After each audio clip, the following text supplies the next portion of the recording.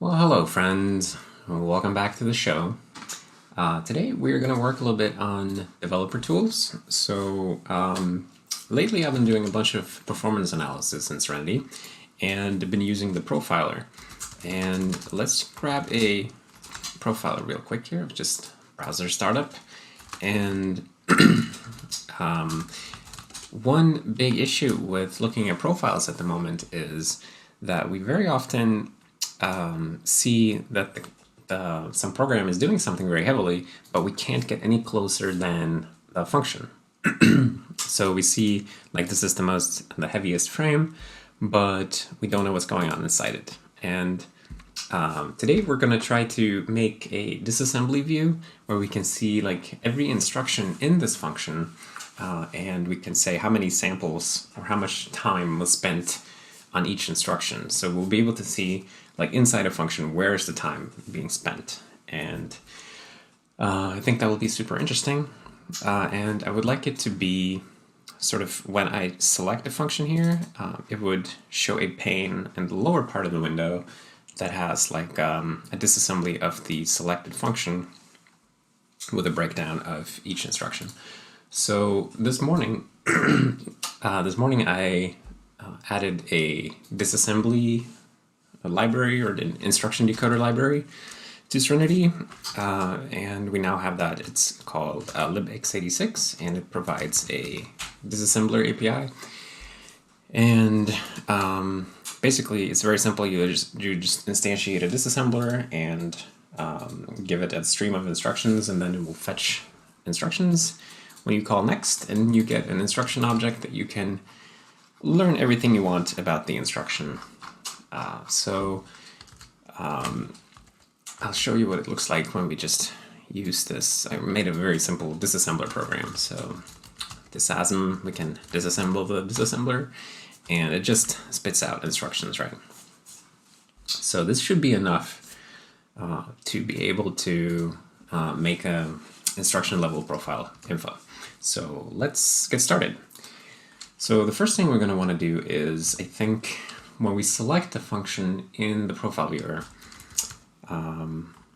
we will do something like, well, how about we just disassemble it to the standard out or something like that, so we can figure out like where is the function. We need to fetch the function from the executable and then disassemble that. So I guess we have to reorient ourselves with the files here. So where's the view? It's a tree view. So currently the profile viewer has only the timeline widget at the top, and then a tree view at the bottom. But I think we're gonna put in a splitter here so that we can make the tree view smaller and make space for the instructions if we wanted. So we'll make a little container widget here.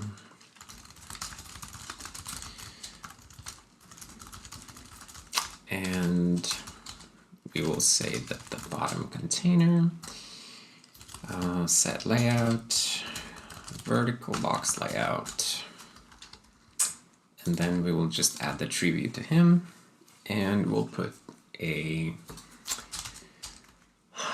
what's a good widget for disassembly? Probably a table view is fine. Disassembly view. Okay. GUI table view. Okay. Table disassembly view.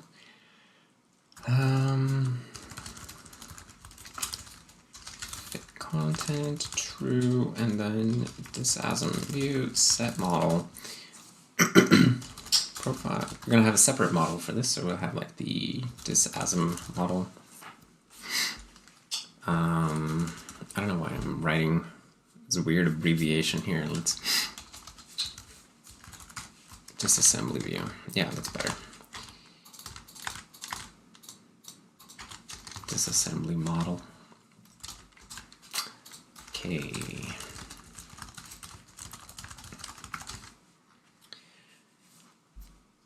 And libgui. Okay, so now we have to invent the disassembly model, which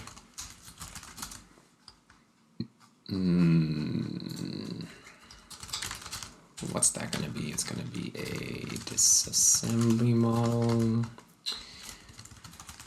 I don't know. We'll figure it out. So profile model and disassembly model. Okay. And I guess we should, let's make a new file for this. So not libgui, it's in profile viewer. And I guess we can, let's just start with a new file, or let's start with the old model and we'll bring it from there. Disassembly model.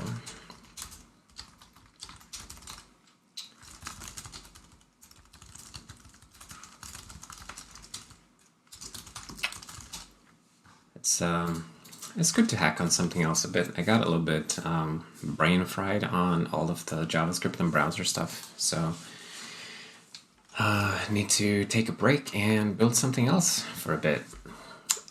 But luckily with Serenity, there's like a million things to work on at any given time, so not a problem to find something to do. It's just I started thinking like, oh, what should I even do? What is there besides the browser? But take one step away from it and you realize, oh yeah, right, there's a million other things that need work. So let's go in the oh wait, we need to refresh. Disassembly model.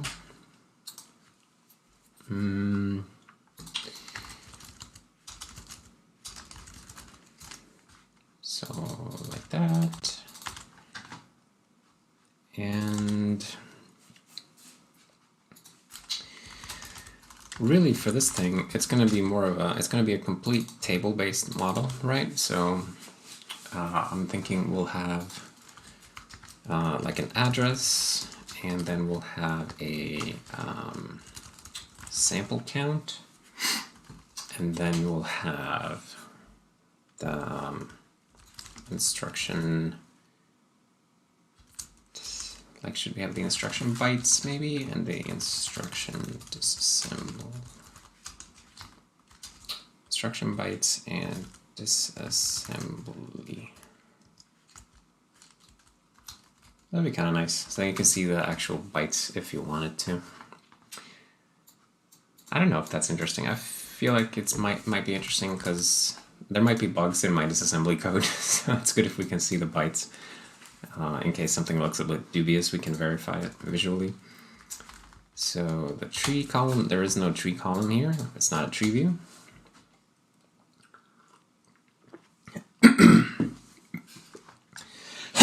Oops. I didn't drink the tea properly. This was made in 2020.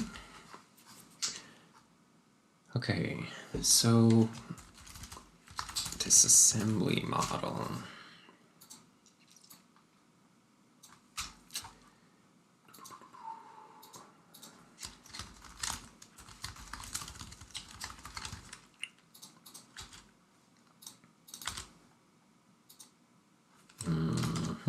We don't need icons.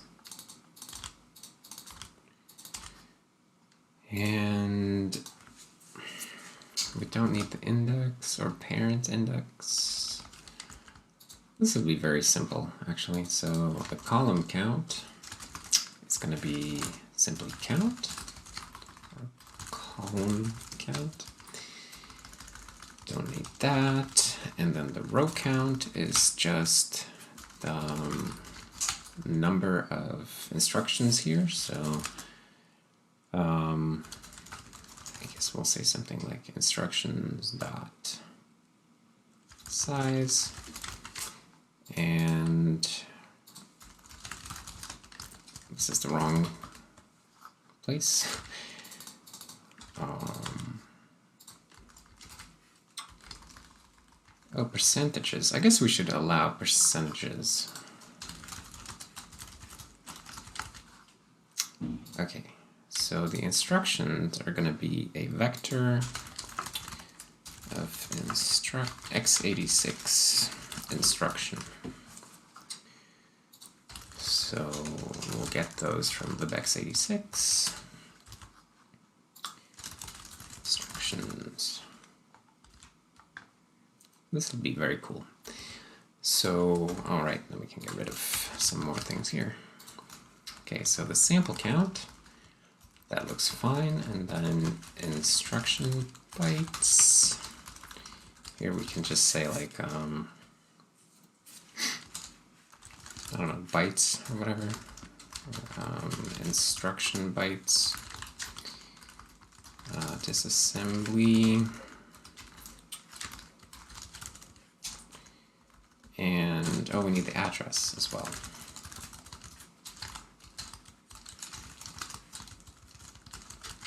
This is the address in the executable. All right, so then, oh, this can be a lot simpler as well. Instruction is instructions. Wait, what am I doing wrong? Oh, wrong class. Instructions at index row. And then based on the column, actually maybe we should listen to what this code was doing here. So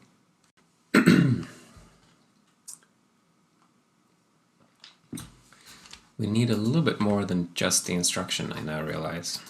So we need like instruction data. Let's make something like that. And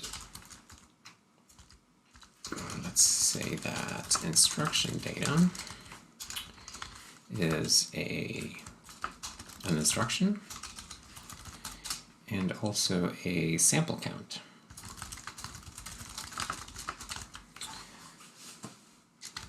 I feel like that makes sense. Or an event count, I guess. Event count. So that's how many samples we have for that particular instruction. Okay, so here we can just say instruction event count.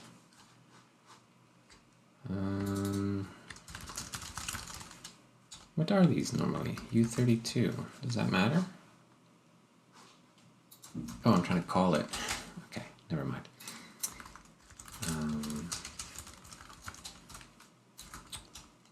So there we go. And then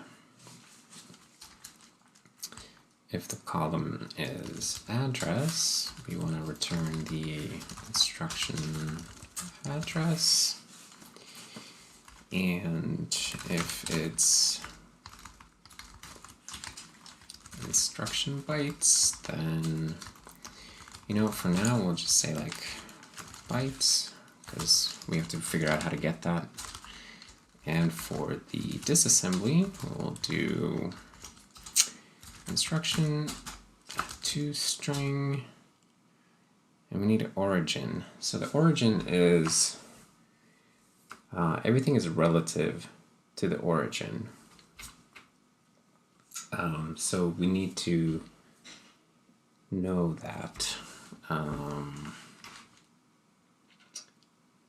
And I guess that just means that the origin is going to be like the address of the function that we're disassembling. I feel like that will make sense. But we can put a 0 there and we'll work it out later. Okay, so flat per address. We'll put one of those as well. Okay, that's pretty good. Now we need to go and actually try to disassemble something. So let's go where we activate this model. So in Profile Viewer main, not this model, but the other model, actually, the tree view model. So we'll say that tree view on activation, or maybe even on selection. When you select anything in the top one, we will show it in the bottom one. That might get annoying, actually, but we'll start with that just to ease in testing. So what we want to do now is get the index that was selected. So I guess the profile node is, how do we get the, I guess we want to inform the profile that set selected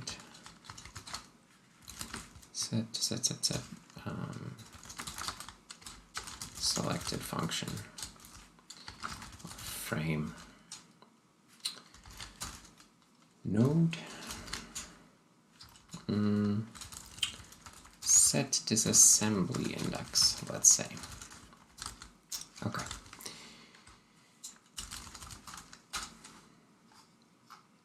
Okay, and then in the profile class, we will have set disassembly index.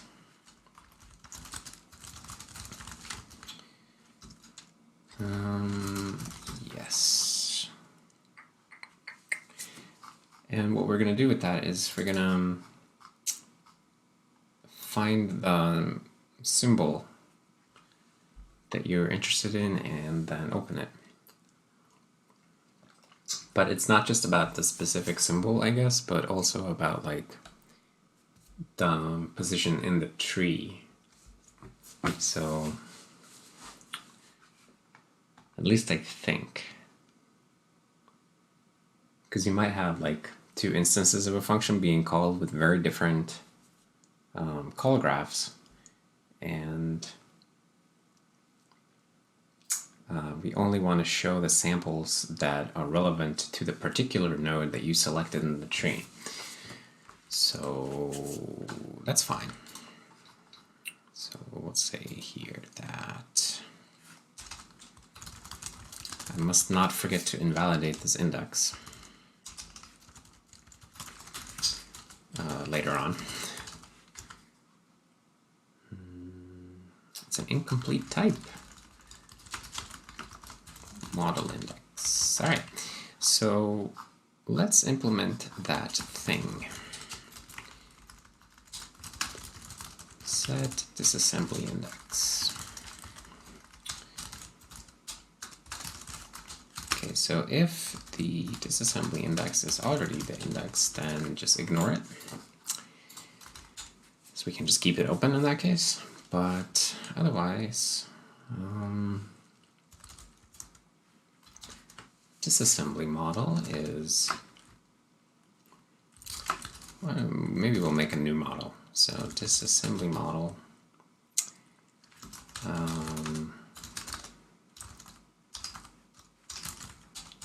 so I think we can convert it to a profile node by just casting it, right?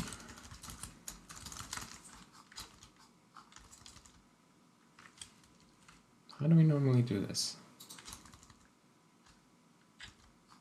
Oh, we're not doing it here. Anyway, we should be able to cast it like that. And then we'll do like that. Okay.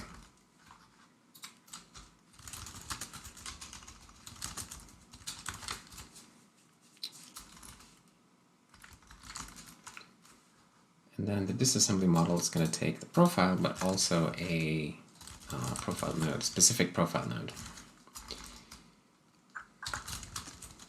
Profile node is one entry in the tree. Node. Okay, so now we have it. Great.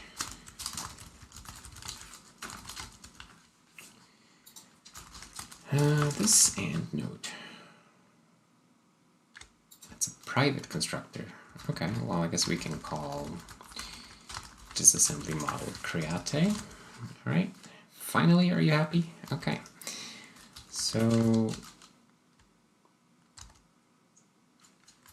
let's see if this even built. It doesn't. We are in disassembly model. Let's just fix everything up so we can build it at least.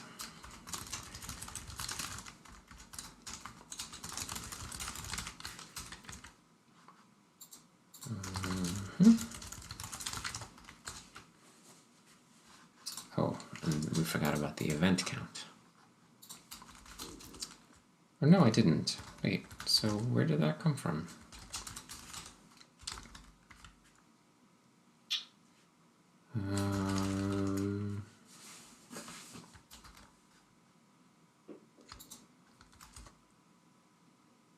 Conversion from, oh, from size T. Oh, okay.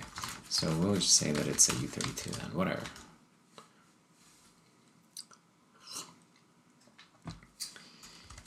Profile modal 91. Column count.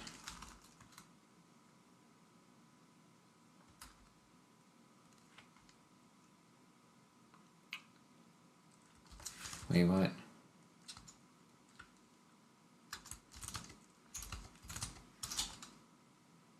Okay, I did not mean to make that change.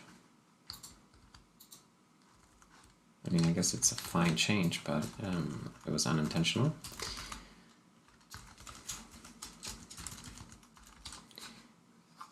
It was supposed to be here.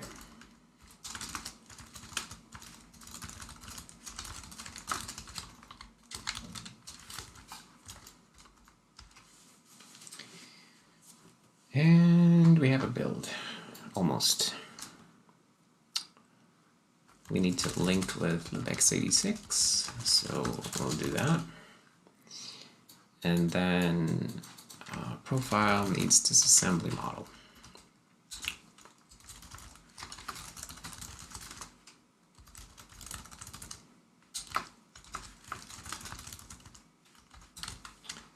So I think we'll make this one a pointer rather than a reference, because you might not have a disassembly model at the moment.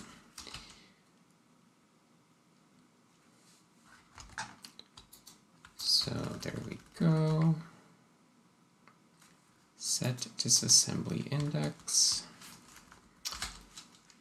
And then after you do that, we'll do disassembly view needs to be in scope. So disassembly view dot set model profile disassembly model.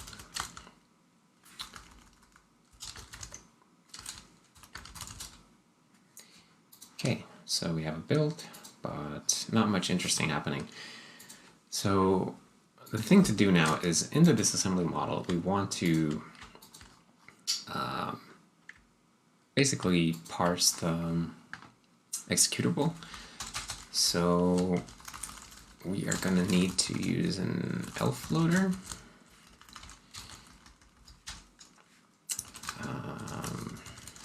And I guess we don't have to be ceremonious about this. We can just go and open it. So we need a byte pointer into it. So we'll use a mapped file.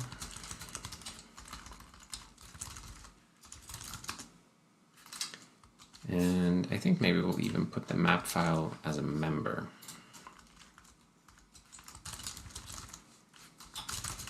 Maybe as an own putter to map file. file is make mapped file. Profile, can we get the executable path from somewhere? Maybe the profile object should keep this actually, because we're going to be accessing this again and again, and it's kind of silly to reopen the file every time you switch functions. So we could also, when we create a profile object, we already make an elf loader here, so we could actually just, I was thinking we could keep that around, but maybe we don't need to. I'm unsure what I like for this, but I think we at least, at the very least, we need to keep the executable name. So that's in executable path, so we'll add that to the profile here. Let's just make that the first argument of the constructor. So we'll say that const just string executable path.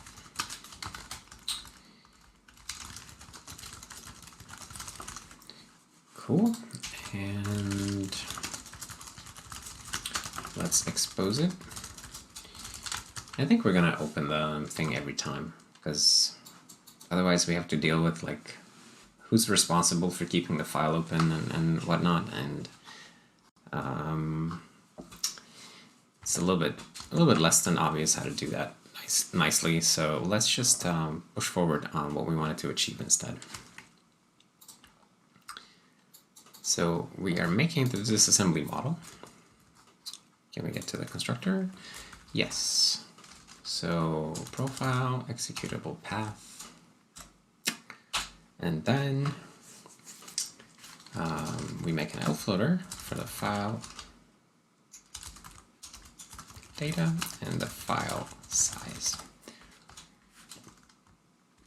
Okay, and the reason that we are keeping the file is because the elf loader is going to give, we're going to get like a bunch of pointers into the executable file. So we're going to need to keep it mapped. That's why I'm putting it in a member. So now we'll need to get the disassembler. Yes, okay, and then I guess we want to find the symbol first of all. So elf loader symbol putter. Oh, what's that?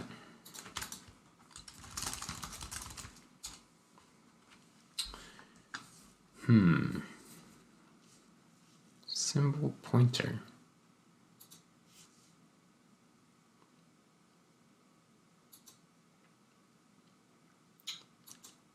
It's a pointer to the symbol value.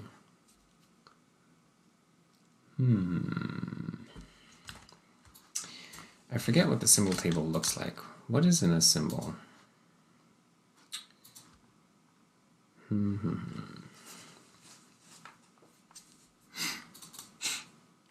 So let's actually look at some symbol thingy then. So how do we see the symbols? -s. I guess we can look at this program right here. So this is the symbol table of the profile viewer. So these are the values, I think. Yes, so the values are like basically the address of the symbol. So that's actually kind of fine. That's what we want, is to just find the address of the symbol with a specific name.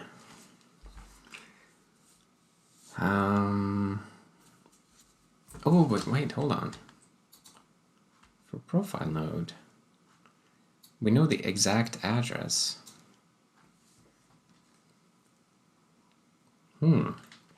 We already know the exact address that we're disassembling.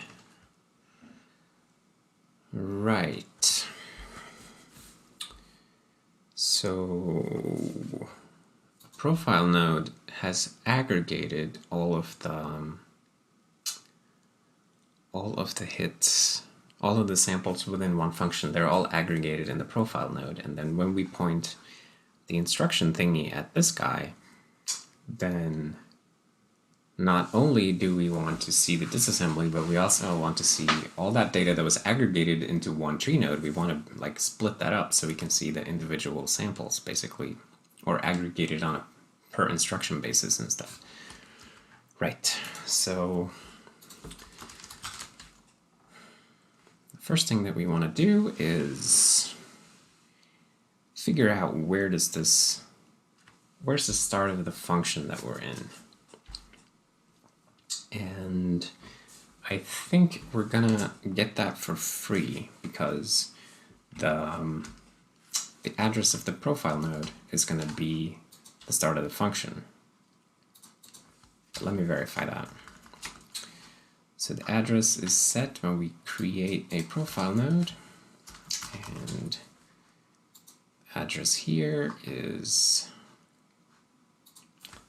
passed to us in this thing.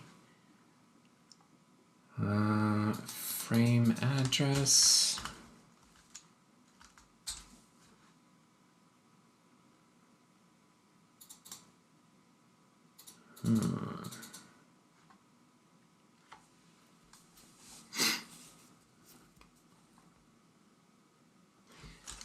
We'll see how that goes, but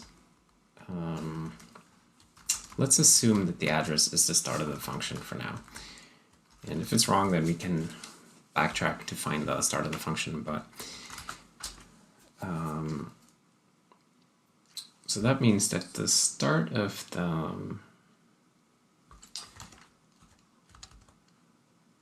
wait, where do we find that in the file though?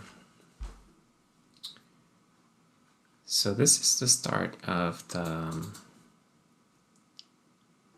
symbol, but in the executable,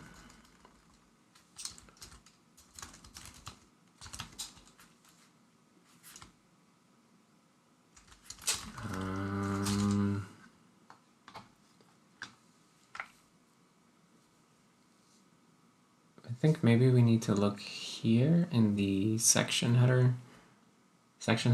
So we have to look for the wait, do we already collect this information somehow? For a given symbol, we can go to this section, and then with this section we can get a pointer to the data. Okay, so the guy who made libelf, he was thinking ahead and wanted me to have these things, so thank you, past Andreas. So we have a way to go from the symbol to the section and then get the raw data for the section in which we should find the thing that we're looking for. So for example, here in the text segment, we will get a pointer to here, and then we just need to subtract the I think we just need to subtract the base address of the text segment from the value of the symbol. Okay, so let's see. What we want to do here is we want to create an x86 simple instruction stream, and it's going to point to elf loader.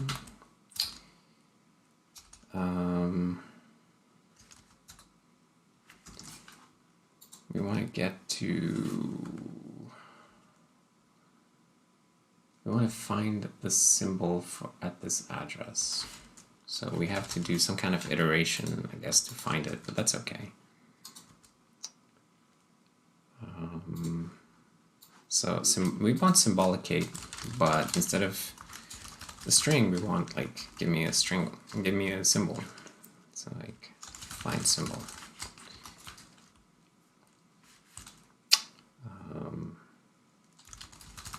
Something like that. Elf image symbol.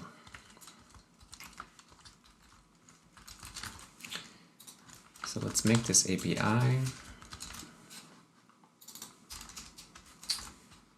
And it will be very similar to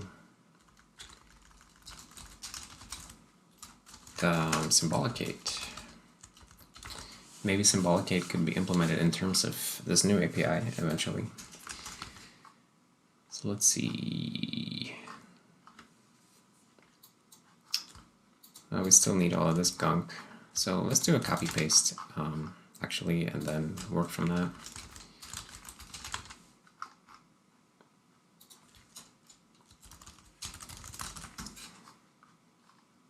Okay, blah, blah, blah, blah, blah. Out offset. So we don't want to return a string here, but rather we want to return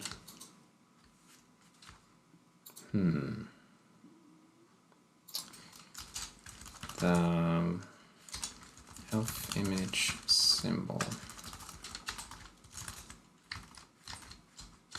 Yeah.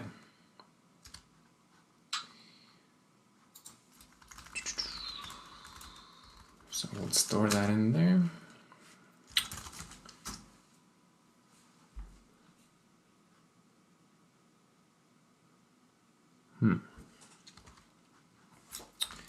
This is going to be a little bit redundant, but we can optimize it later. So when you find the right thing, we will wait. This is failure to find. Here we found something, so we will return the symbol as expected.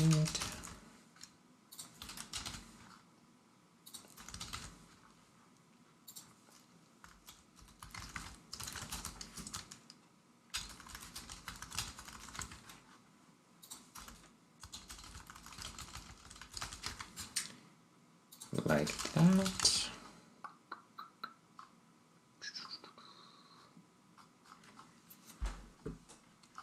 Okay, maybe that's what we want.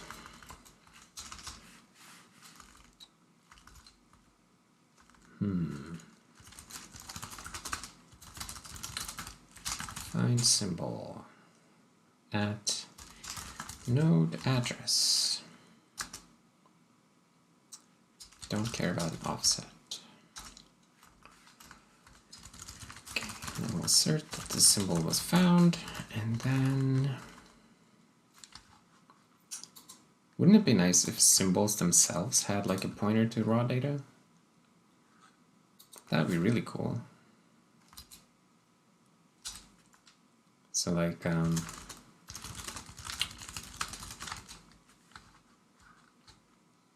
then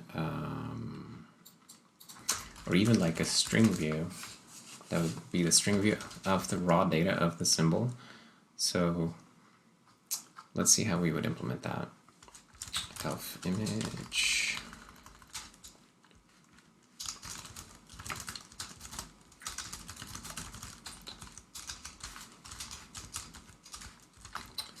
Elf image symbol raw data. So first thing is we need the section, and then the section dot raw data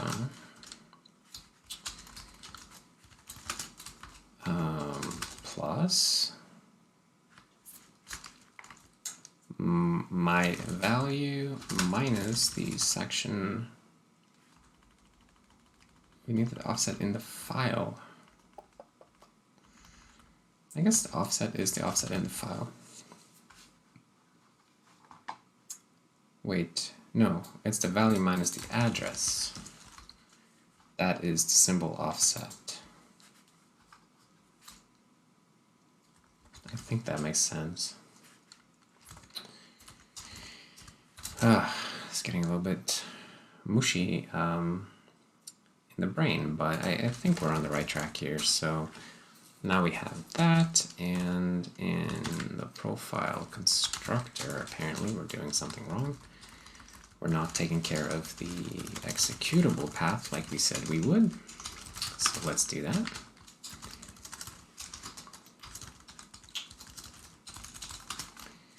And let's be a double good boy and move it. There we go. Okay, it builds. Cool. It's a bit suspicious that it builds. Oh wait, I didn't save, because I was going to say, like, I have a syntax error, so why would it build? So let's say that view is the symbol value raw data. View dot, yeah, length. Okay, so you don't like that? Oh, you're expecting a U star. My bad. Okay, and then we'll make a disassembler.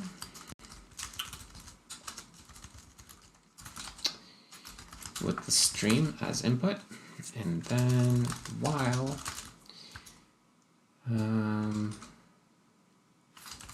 for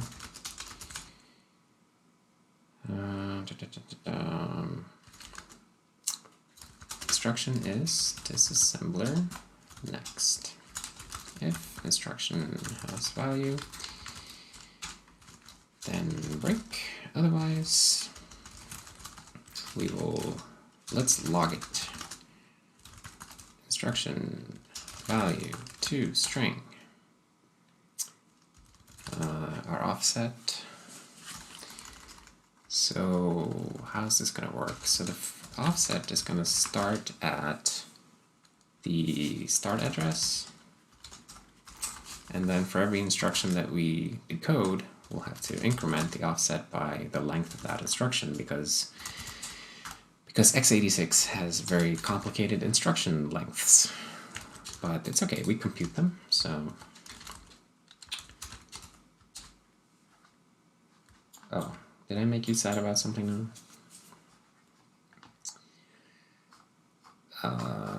What on earth have I done?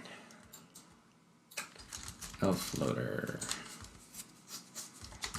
Line 229. Oh, right. I think we can't default construct a symbol, and I'm gonna have to wrap that in something maybe. We can wrap it in an optional. So we'll wrap it in an optional, or an own putter. And then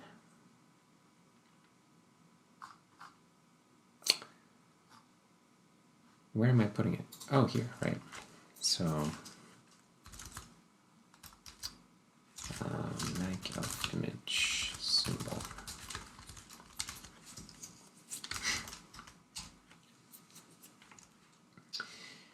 And now you can't quicksort these guys because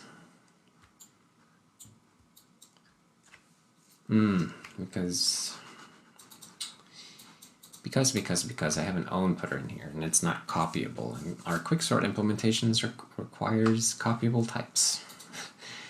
Dang it, alright. Own putter can't be copied since it's single owner. But I guess we can just use optional then, like I was saying I would. Optional, that's fine. And then symbol value. Or actually we can just return it like that because it's already an optional. Okay, disassembly model.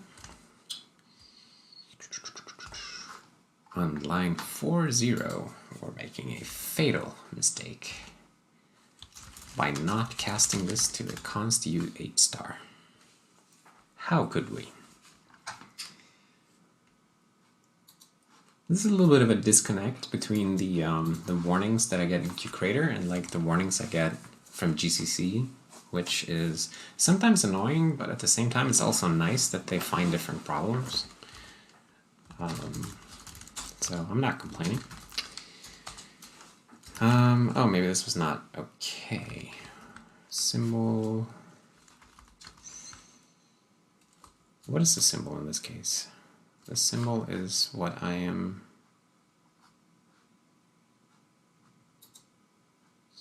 Sorted symbols.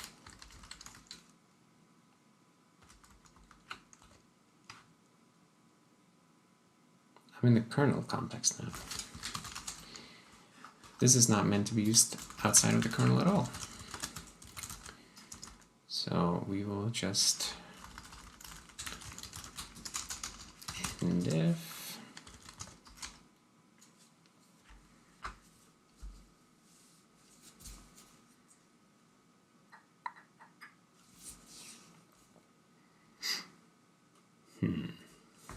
So my hope now is that we will see the function that we select, we'll see it disassembled, but we'll see how that goes. I feel like I might have made a few wrong thoughts, wrong brainings.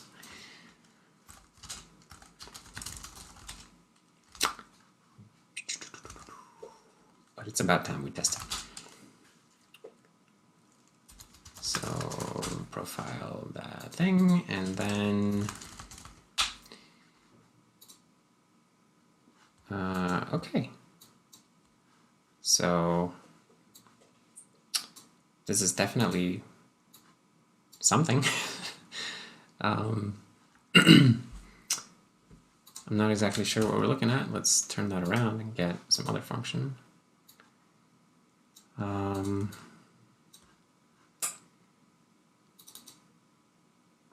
We should probably like log something more about what we're doing here, but one thing I can tell you is that it's definitely too short. So like we select byte buffer grow, and it's going to be longer than this. But let's dump something out here. So debug disassembly for node symbol, that's the name of it, at node address.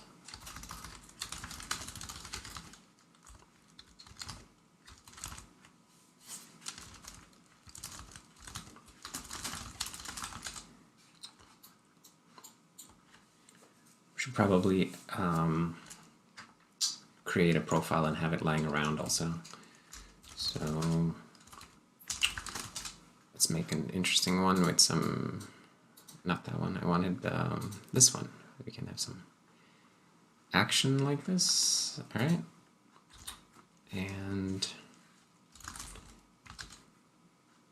that works, so let's copy it. brelf, okay, and then let's,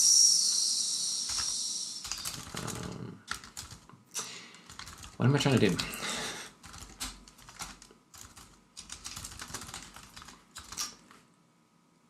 Copy the home and on prof into our home directory.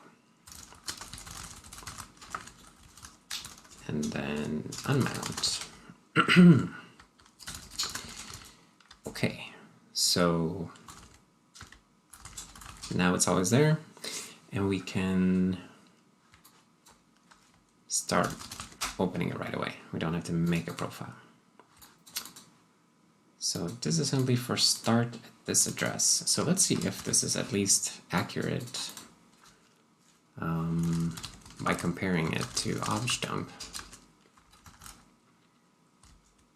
This is the browser, so applications, browser.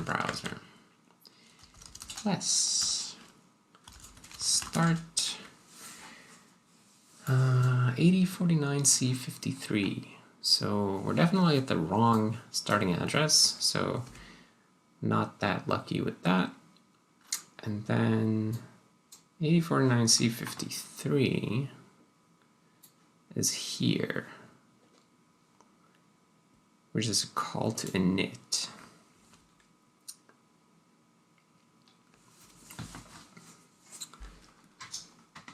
So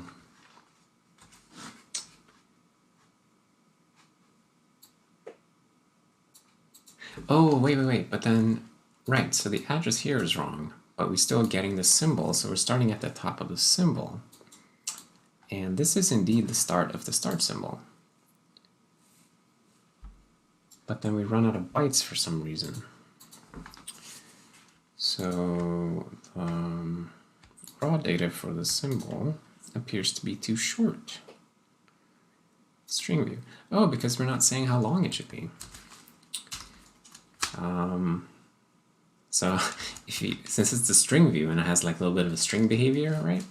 Then it will just assume that if you just pass it a const char star, it will just assume that it should scan for a null terminator. So that's what it's been doing here. So the first 0 byte that it came across became the end of the symbol. But we can pass an explicit length instead. And that would just be the size of this symbol. I think that will do it. So let's see, libraries, libc.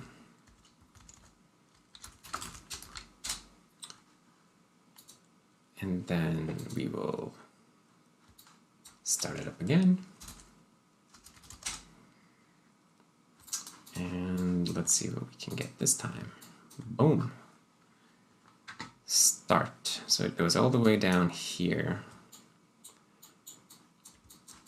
So it's longer, but I feel like still not the whole story. There's a call to, what is that even?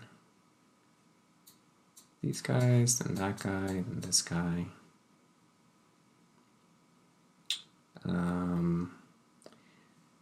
It's a little bit of a weird disassembly here. This plus shouldn't be there. And then we have the call to exit. And then these guys were not considering part of the function for some reason.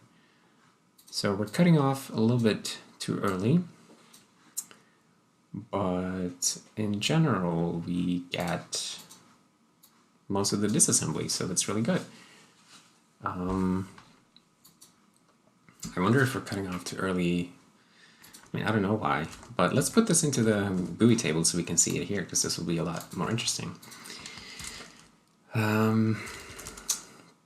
Disassembly model. So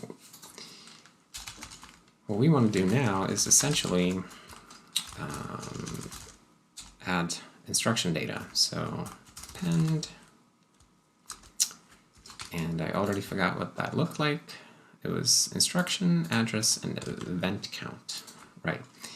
So the instruction, the address, and the event count, which we'll say is 0 for now because we don't count that yet. And hopefully that will actually populate the model. Poof, look at that. That's already pretty cool. So now we can see the instructions, and the address looks really wonky because it's not hexadecimal. We should fix that. That would be down here somewhere. So we'll just format this a little bit more manually. So we'll do that, I think. And it's immediately going to look better. You'll see.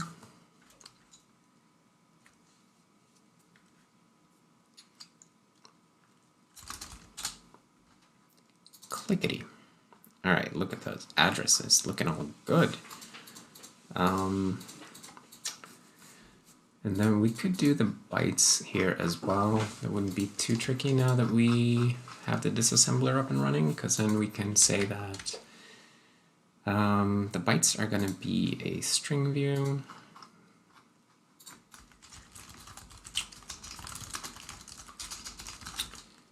And that string view is going to be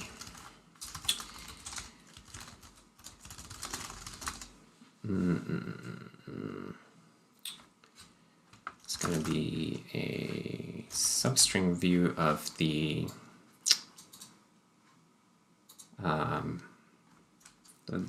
source of the disassembly, or whatever we call it, like the symbol contents.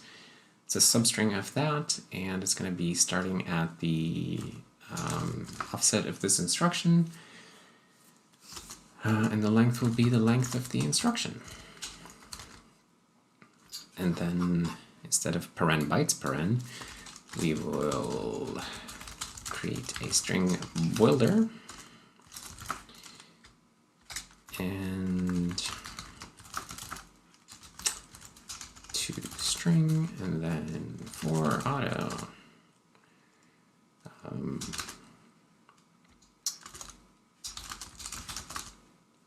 in instruction bytes, something like this.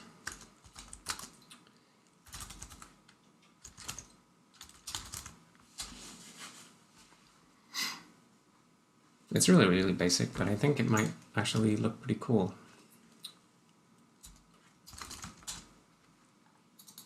Oh, that was too much.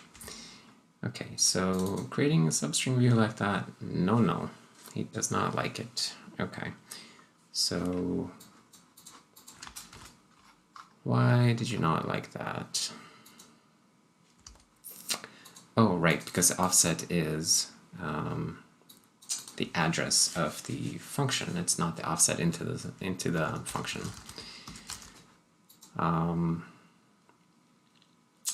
So we'll say that offset into symbol, and offset into symbol is going to be symbol.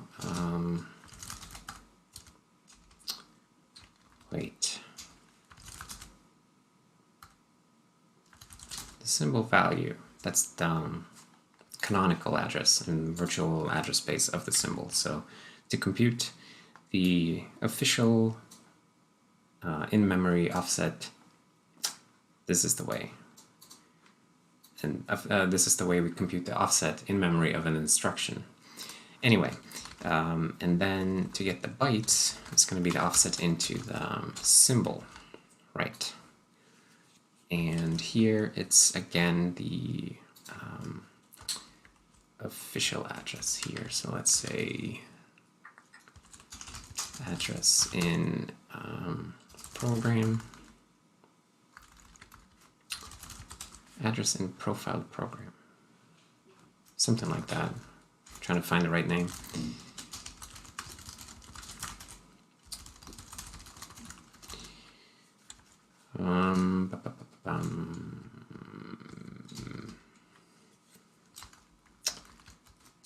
Is this.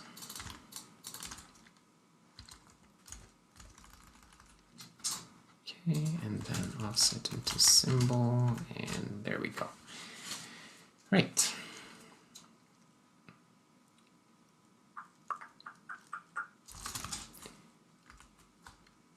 Clickety click. Okay, this looks a little bit goofy with the, I guess we are promoting characters from signed to unsigned down here. So we are gonna do that. Because when you iterate over a string view, you get signed characters. So they get sign extended. That's not what we want.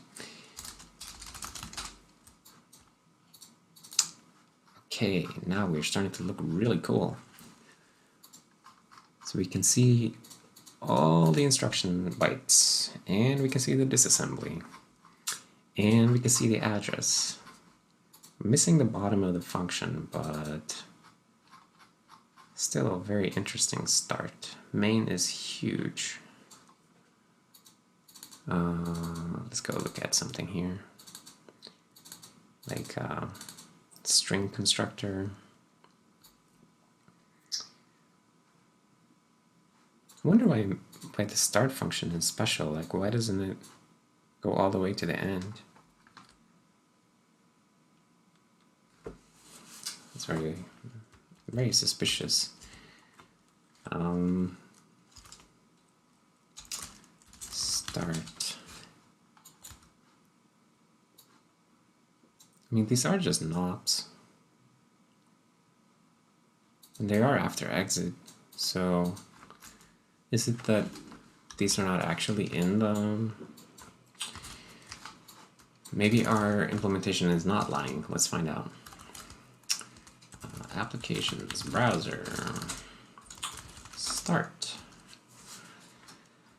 So it's here, it's at this address, C25, and it's 102 bytes long. So C25, or let's use Python, C25 plus 102, and we hex that, it's C8b. So actually, the function officially ends here. This is the last line of it. So this stuff here, I don't know why. Oh, maybe objdump just gives you that anyway, because it'll like go through the whole file no matter what. I think that's probably it. But the official end of the function is here, because exit is a no return function. So I guess we learned something about objdump, that he will disassemble past the end of a function happily.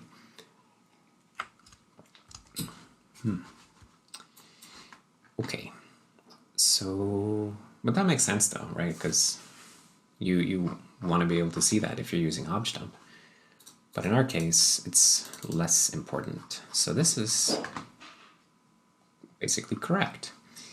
Really, really cool. So the interesting thing now, of course, is now we can see the disassembly, but we want to be able to see the number of samples in at each instruction, so that we can see which ones are hot and which ones are not. And that means that we're going to have to aggregate that in data somewhere. And I'm thinking we're going to put it in the profile node. So currently, profile node just remembers how many events he had inside of him. But I'm thinking we can, whenever we add an event to a profile node, we can also remember where in the, what was the specific address. So we can do something like this. Flat butter addresses.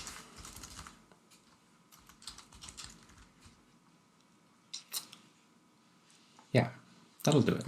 And then when we increment event count, then we will do node add address event address. That's this address.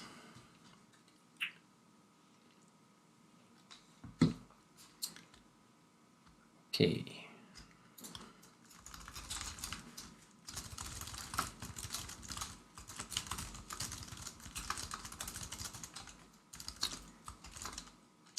Append address, and let's expose it so that you can get to it.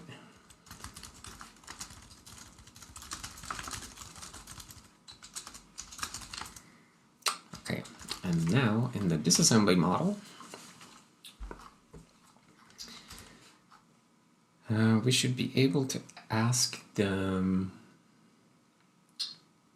profile node should be able to locate like how many samples at each address. So we could even put that in a hash map, actually.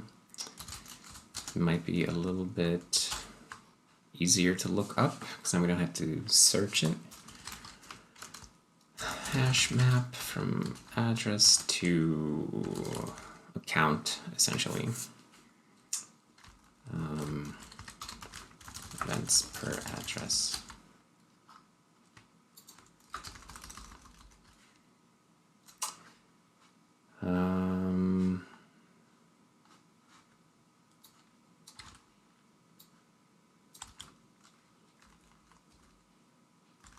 Events per address.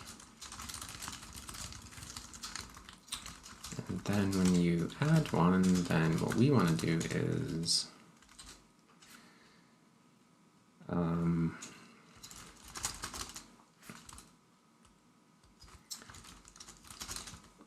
I guess events per address, find address if it is end, then events per address set address 1, otherwise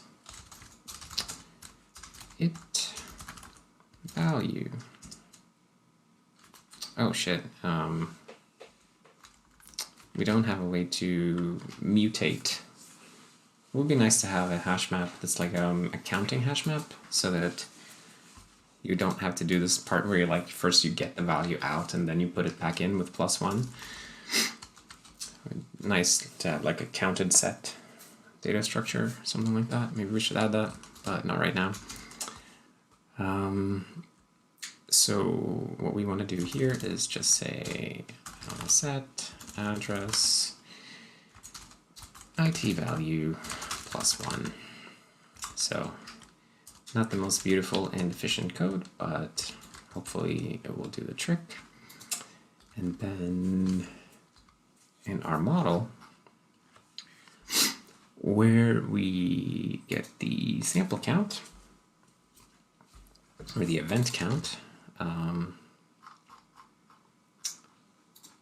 we can just do that here. So that's going to be m node events per address get address in profile program value or 0. Okay, this is getting a little bit long here. Can we somehow bust this up into... This is so fugly. Event samples to this instruction. We'll do this.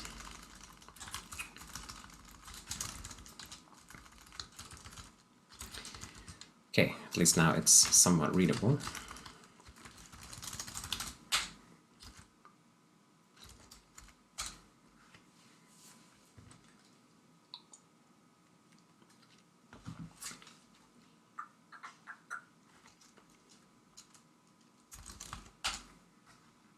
Clickety. And look at that. We're starting to see the sample counts. Very, very cool. So if we turn it around and we see we're very heavy in Painter Blit. So can we see what Painter Blit is actually doing? We can see if we scan visually, we could see that one thing down there. It's really heavy. All of the samples are at this specific address. And of course you have to, when you're looking at these things, you have to remember that it will be, if you're like one instruction after a call, then this will be the address in the stack frame. So we're actually in this call instruction right here. And he is definitely not calling any kind of address that makes sense to us, so we need to probably fix offsets.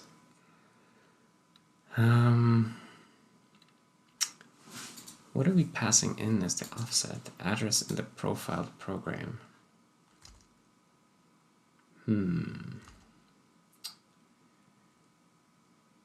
But that's probably okay.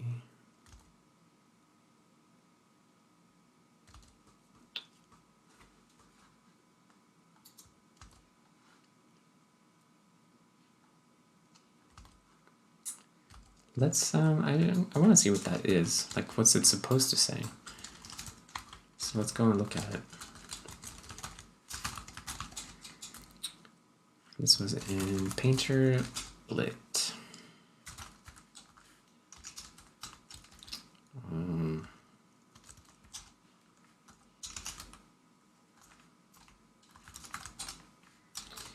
Can we get... So I guess it's this function right here.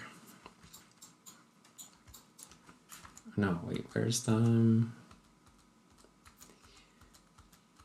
function?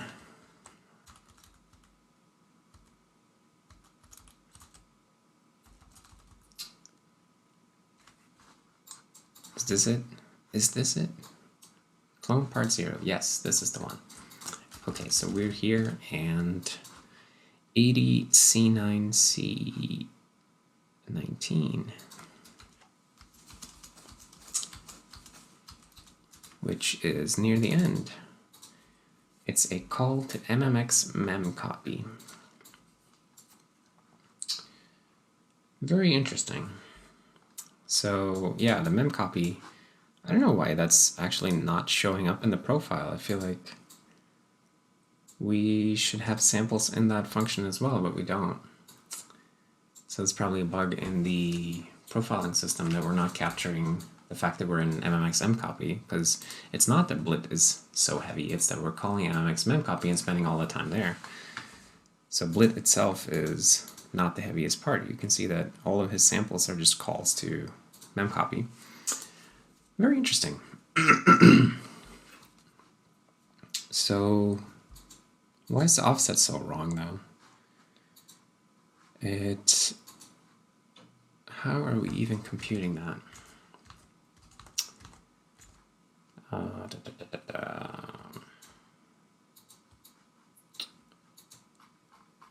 What are these? Disassembly for Painter Blit. And Painter Blit does indeed end in a call. And the mmx memcopy is at 19. df79. Actually, oh, dude, check it out. We're actually disassembling the address correctly down here in the debugger output. So it's just incorrect here. Oh, it's because of this thing right here. I'm always passing in 0 as the offset. So we could actually disassemble this once instead of doing it every time. Disassembly. We can just cache everything because it's easier. String disassembly. It's like we don't even need to hold on to the instruction anymore, but I guess we will for some reason.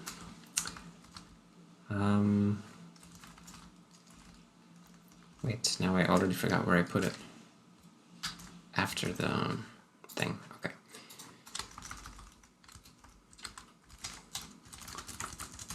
Disassembly is this.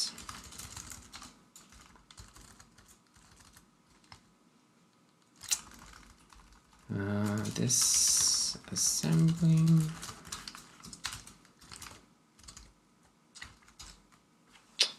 And that should do it, I would think. Now we should have the correct addresses and everything. So let's flip it around, look at layout node render, and see that, oh, what the heck is that? Is that a virtual call? I have to take a look. We're learning so much about our programs today. Why is this thing not remembering what I wanted? Layout node, render. So what are you calling near the end there? It's this call right here, and we don't know where it's calling to. So that would be a very interesting feature. And yeah, actually, we have the same problem here one more time, that now we can't see where he's calling to. Which, if we had one more frame in the profile, then we would probably know that, oh, he's actually doing this or that. But something goes wrong and we're missing one frame. But that's another problem entirely. We can at least see that they are here. So, and oh, for the kernel, we can't symbolicate the kernel yet. But that's another issue entirely, so I think we'll deal with that separately. For now, we're just going to commit what we have done. So I think we'll start with elf. So we added symbol raw data to get a string view containing an entire symbol, and then I added a find symbol API that you can use to get a symbol object for a given address. So it was a bit of code duplication, so I should go through that and make it nicer at some point, but for now we're just going to live with it. So livelf, add find symbol API that gives you a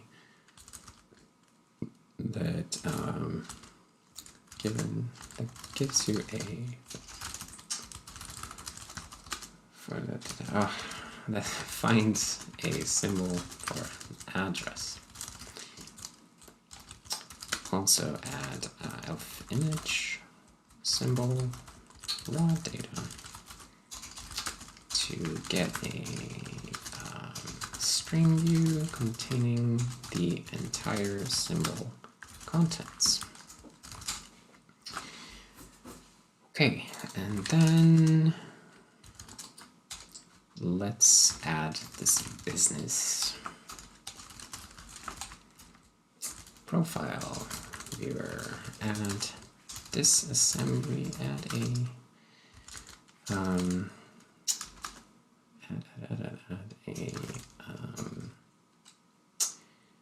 instruction, add an instruction level sample viewer.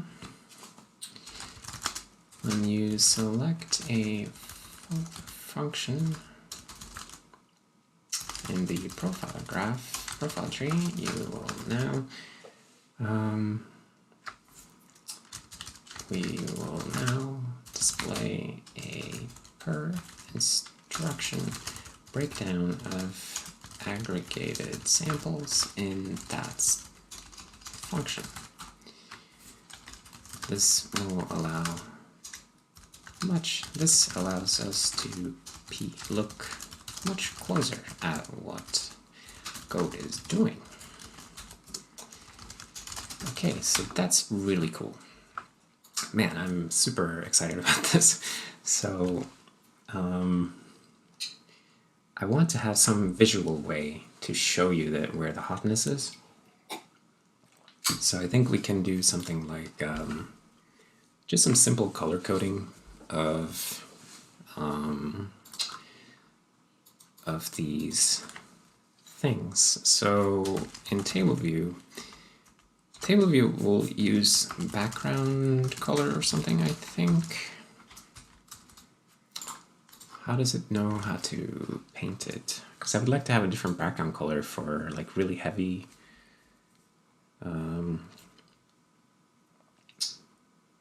heavy samples. Let's see. Just looking at how table views are painted.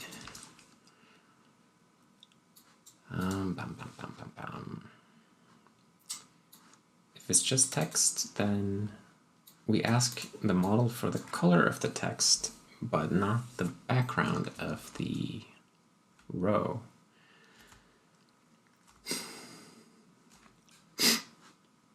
So fill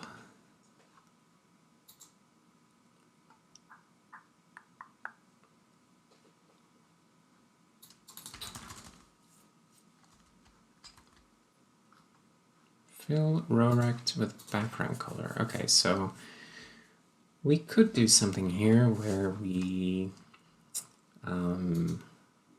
pick a different background color based on something that we ask the model about. So let's try that out. We'll add a new model. Oh, we already have background color here. So does anybody use this? No, we'll be the first. Okay, so here we'll just say background color is model data cell index model role background color to color. Let's see. So if background color is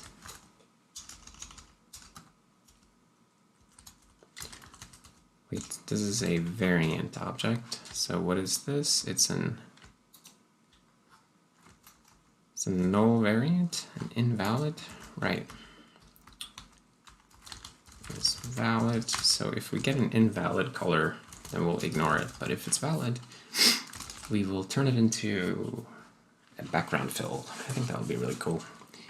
So painter fill rect, cell rect, background color to color, and the default is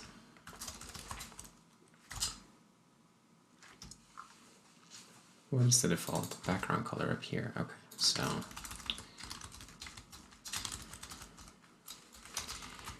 don't know exactly how this will turn out. We'll see. Background color.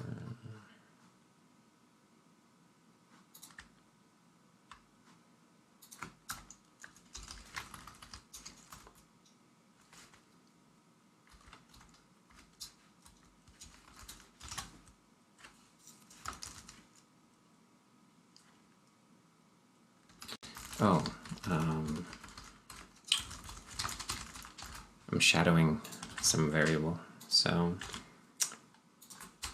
there we go.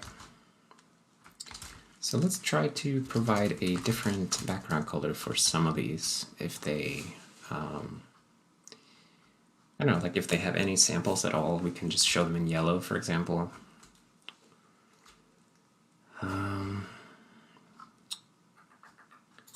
So if role is role background color, if there's more than 0 events, then we will return color yellow.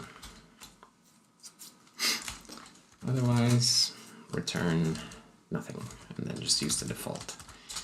I don't know. Let's see how this looks. Oh, and we need to actually rebuild lib GUI for that.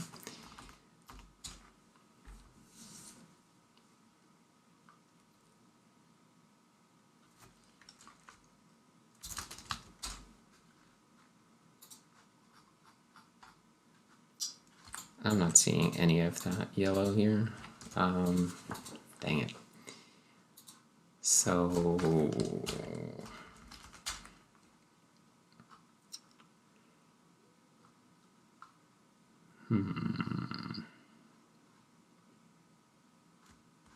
maybe we're not asking correctly. Let's debug. So background color. So background color is valid. And then if we have one, then we will check it out here. So I just want to see if there's something. if we even get anything coming in, and I forgot again to recompile the GUI.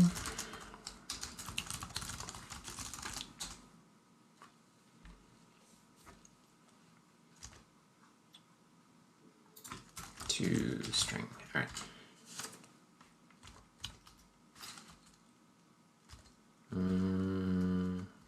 Wait, what am I doing wrong? Oh, didn't save.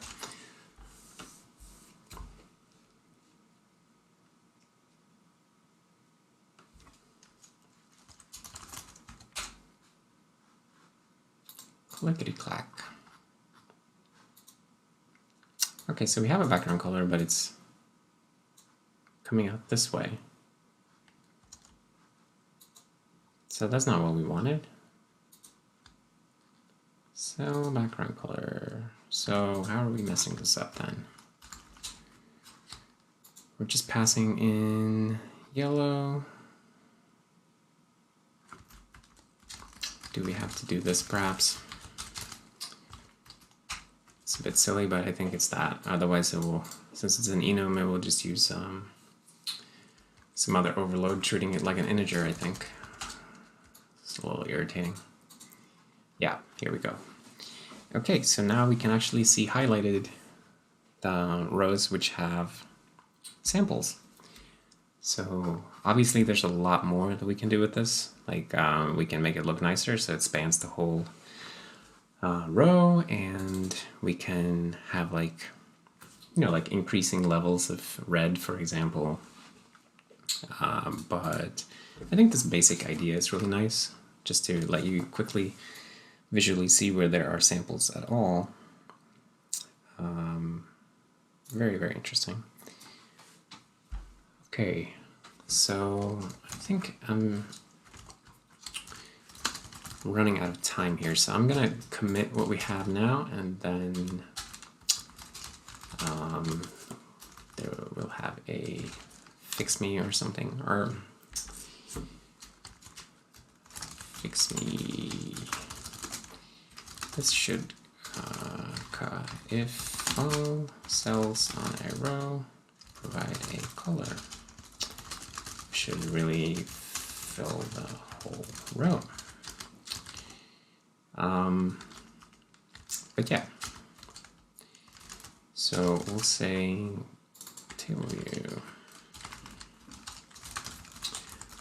GUI respect model role background color. This implementation is not perfect, is very gappy, but the basic feature allows us to highlight cells with a custom background color. Okay, and then we'll just say profile viewer.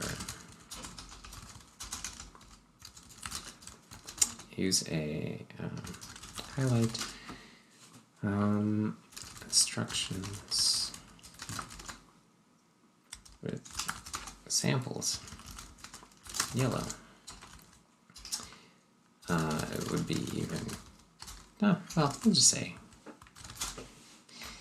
it would be even cooler to do more different colors and stuff, but I think this is pretty good for the start of the feature. So a lot more stuff to be done, but a lot of good progress here. So oh wait, this is really noisy. Let's just see that the noise is gone.